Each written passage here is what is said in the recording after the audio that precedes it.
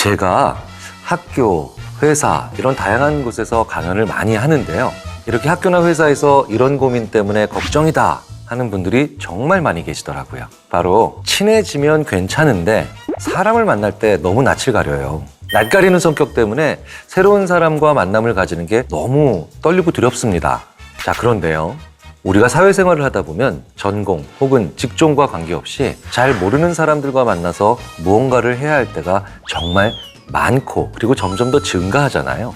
낯선 사람과 만남이 너무 어렵다. 낯선 사람과 대화하는 상상만으로 두렵다. 이런 생각으로 힘들어하시는 분들은 일을 하는 내내 혹은 공부를 하는 내내 상당한 스트레스가 된다는 거 부인할 수 없는 사실입니다. 심한 경우엔 직접 만나는 게 아니라 낯선 사람과 전화하는 걸 생각하는 것만으로도 힘들다고 하는 분들도 계시더라고요. 오늘은 낯가리는 내 성격 때문에 너무 고민이다. 이렇게 힘들어하시는 분들을 위해 그 원인은 뭐고 어떻게 하면 그 공포에서 벗어날 수 있는지 심리 읽어드립니다에서 모두 읽어드리겠습니다.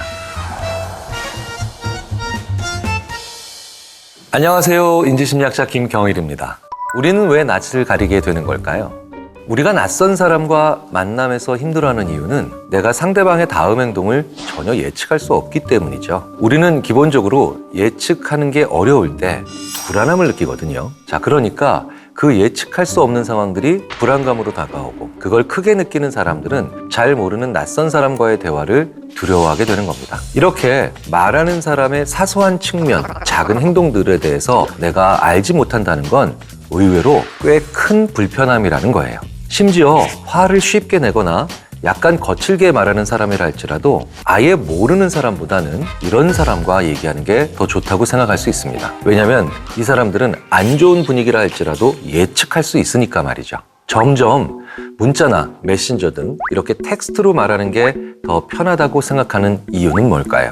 낯선 사람과 대화를 힘들어하는 성향의 사람들은 기본적으로 예측을 어려워하잖아요. 그 원리랑 마찬가지인 겁니다. 전화로 말하는 건 그 사람을 더더욱 예측하기 힘든 상황이라는 거죠. 우리가 평소에 쉽게 느낄 수 있는 눈빛이나 손짓과 같은 것들을 말하는 사람으로부터 그 분위기에 대한 실마리를 전혀 가질 수 없고 느낄 수 없기 때문이죠. 그러니까 상대방이 말하는 의미를 더 읽기 힘들다고 생각하는 거예요. 그런데 왜 메신저는 편하냐고요? 요즘 온라인은 점점 더 많은 단서를 쓸 수 있거든요. 기호도 쓸 수 있고 이모티콘도 다양한 것들을 사용할 수 있죠. 그러다 보니 자신의 감정이나 상대방의 감정을 조금 더 읽을 수 있다라고 우리가 생각하고 그것으로 인해서 좀 더 편안함을 가질 수 있는 거죠. 그리고 어떤 반응이 나왔을 때 바로바로 대응하지 않고 생각할 여지를 가질 수 있잖아요. 똑같이 상대방의 반응을 제대로 읽을 수 없고 그래서 힘든다고 하더라도 이건 전화도 말하는 것만큼 즉각적으로 내가 계속해서 반응해야 하는 건 아니니까요. 그러다 보니 나에게 조금 더 여유가 있는 방법, 이런 이유로 전화보다는 텍스트로 얘기하는 걸 더 편하게 생각하는 거죠. 그런데요, 낯선 사람과의 대화는 의외로 당신에게 큰 힘이 될 수도 있습니다. 대화를 힘들어하는 분들께 소개해드리고 싶은 최신 연구 논문이 있죠. 낯선 사람과 대화하는 것이 정신적 행복감을 높여준다는 연구가 최근 발표됐거든요. 일반적으로는 서로 모르는 사이에서는 상대의 생각에 별 관심이 없을 거라고 생각하시잖아요. 그런데 그게 아닐 수도 있다는 걸 증명한 연구가 있다는 거죠. 미국 시카고 대학 보스 경영대학원 연구팀이 발표한 논문에서 대부분의 사람들이 실제로 그들이 모르는 누군가와 의미 있는 대화를 나누는 곳에서 혜택을 얻을 수 있다는 걸 보여주고 있죠. 자, 어떤 연구를 했을까요? 재미있는 실험을 진행했습니다. 연구팀은 1,800명 이상의 참여자를 대상으로 12가지 실험을 했어요. 그리고 이 실험들의 핵심은 낯선 사람끼리 짝을 이뤄 가벼운 주제 혹은 깊은 주제에 대해서 토론하도록 했죠. 가볍고 부담 없는 주제는 어떤 게 있을까요? 예를 들자면 지난달에 본 TV 프로그램 중 가장 좋은 것은 무엇인가? 오늘 날씨에 대해서 어떻게 생각하시나요? 이런 정도가 가벼운 주제의 이야기겠죠. 그리고 이 정도에 대한 대답은 누구라도 어렵지 않게 떠올릴 수 있을 겁니다. 사실 이런 것들은 어떤 감정을 내가 특별하게 느끼지 않고도 얼마든지 할 수 있는 얘기들이니까요. 하지만 깊은 주제는 좀 달랐겠죠. 다른 사람 앞에서 울었던 때를 얘기해 줄 수 있나요? 이렇게 본인의 TMI나 감정이 담긴 이야기를 물어본다는 거예요. 이건 좀 대답하기 쉽지 않겠죠. 이 두 가지 유형의 대화를 하는 사람들에게 연구자들은 먼저 물어본 게 있습니다. 대화를 나누기 전에 상대와의 대화가 얼마나 어색할 것이라고 생각하는지, 그리고 얼마나 대화를 즐길 것 같은지 예측해 보라고 한 거예요. 그리고 대화를 마친 뒤 실제로 그 대화가 얼마나 실제로 어색했는지 혹은 얼마나 즐거웠는지를 평가하도록 했죠. 결과는 어땠을까요? 참가자들 대부분이 실제로 나눈 대화를 그 이전에 예상했던 것보다 훨씬 덜 어색하게 느꼈다는 거예요. 그리고 자신이 기대했던 것보다도 더 즐거웠다고 대답을 했지요. 게다가 이런 효과는 깊이 있는 대화를 나눈 뒤에 더 뚜렷하게 나타났다는 겁니다. 그래서 연구진들은 추가적으로 실험을 진행했죠. 이 추가 실험에서는 두 명의 상대와 번갈아 대화하면서 한 상대와는 깊은 대화를, 또 다른 한 상대와는 가벼운 대화를 나누도록 했어요. 여러분이라면 어떤 대화가 더 편하고 좋았을 것 같으세요? 실제 실험에 참가한 사람들은요, 깊은 대화를 하는 걸 더 선호했습니다. 자, 그렇다면 이렇게 낯선 사람과 속 깊은 대화를 하는 게 왜 우리 삶에 긍정적인 영향을 끼칠까요? 사실 우린 이건 굉장히 낯설고 어색하다고 생각을 하기 쉽잖아요. 하지만요, 우리가 정신적인 영역에 도움이 필요할 때 실제로 이렇게 낯선 사람과 이야기를 나눕니다. 그것도 깊은 주제를요. 그게 바로 상담 아닌가요? 상담 받으러 가면 그 상담 선생님이나 아니면 정신과 선생님이 낯선 사람이잖아요. 거의 대부분. 그런데 이게 왜 도움이 될까요? 낯선 사람일수록 내가 내 문제를 그 상대방에게 쉽게 설명할 수밖에 없게 됩니다. 그리고 쉽게 설명하는 과정에서 스스로 조리 있는 이야기를 만들어내게 돼요. 자, 이렇게 쉽게 내 문제에 대해서 얘기하는 건 어떤 효과가 있을까요? 내 감정을 스스로 한 번쯤은 제대로 정리할 수 있다는 거죠.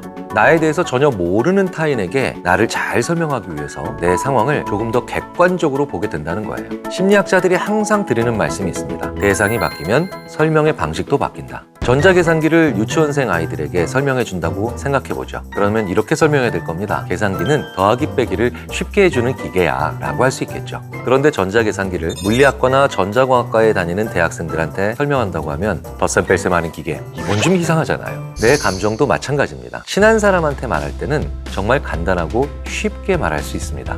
하지만 낯선 사람에게 설명한다면 좀 더 객관화해서 설명하기도 하고, 낯선 사람이 나한테 주는 통찰이 아닌 내가 스스로 내 문제를 정의할 수 있는 그런 과정을 가지게 됩니다.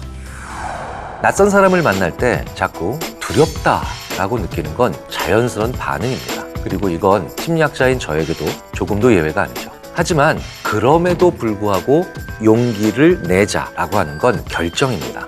심리학자들 사이에서 반응과 결정은 완전히 다르고요. 게다가 발생 순서도 완전히 다릅니다. 반응은 모두에게 공통적인 겁니다. 그러니까 낯선 사람을 만나는데 부담된다, 심지어 두렵다 정도의 차이는 있지만 누구에게나 나오는 반응이라는 거죠. 하지만 그럼에도 불구하고 만나서 얘기를 하자라고 하는 결정에는 다양한 개인차가 존재하겠죠. 자, 그러니까 낯선 사람을 만나기 전에 무서워, 두려워, 부담돼 이렇게 생각하는 건 자연스럽지만 그 반응에서 끝내버리면 그렇게 결과를 만들겠죠. 하지만 그 다음에 이걸 한번 이겨내서 만나자, 소통하자, 그리고 대화하자 라고 하는 건 나의 결정입니다. 그 용기를 무조건 내야 해, 안 내면 이상한 거야 라고 단정적으로 말씀드리는 건 당연히 아닙니다.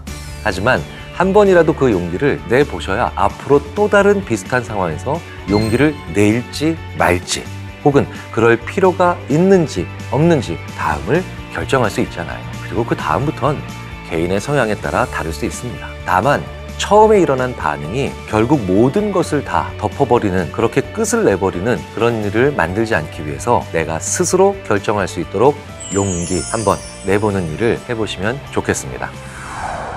업무상 낯선 사람과 만나거나 전화하는 일을 피할 수 없는데 너무 두렵거나 무서우시다고요?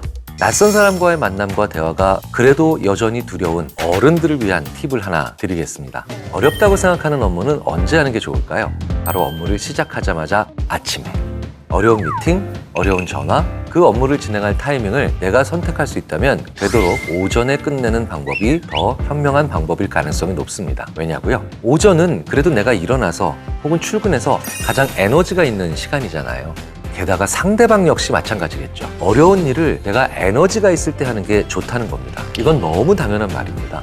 게다가 오전에 하면 좋은 점이 또 하나 있습니다. 우리는 두려운 일이나 아니면 부담되는 일을 뒤로 미루면 미룰수록 그게 더 두려워지고 부담된다는 거 많이 느끼셨을 거예요. 미루면 미룰수록 하게 되는 고통에 대한 상상이 다시금 느껴지는 고통을 2배로 만들어주는 그런 악순환이 만들어지거든요. 이로 인해서 하루를 망쳐버리는 일도 쉽게 생길 수 있게 됩니다. 꼭 해야 하는 일이라면 그걸 피하거나 미루는 건 결코 좋은 일이 아닐 겁니다. 우리가 낯선 사람과의 대화를 두려워하는 이유는 예측할 수 없기 때문이잖아요. 뒤집어 보면 그렇기 때문에 더 많은 준비를 해야 한다는 말이죠. 알 수 없는 변수까지 준비해야 하잖아요. 자, 그러니까 이렇게 생각해 보면 어떨까요? 그런 대화를 통해 내가 많이 성장할 수 있다고. 그리고 스스로 내가 낯선 사람과 대화하는 걸 힘들어하는 걸 아는데 이걸 해야만 하는 순간이 온다. 그렇다면 이럴 때 꼭 해야 하는 것이 하나 더 있습니다. 전날 푹 쉬는 거죠. 이래야만 에너지가 좀 더 많이 축적된 상태가 되잖아요. 지쳐 있으면 우리는 정말 아무것도 하고 싶어 하지 않습니다. 내가 지쳐 있을 때는 불안한 상상도 더 커집니다. 사실 우리가 지치면 심지어 아는 사람과도 대화하는 것이 쉽지 않거든요. 그런데 모르는 사람이랑 대화를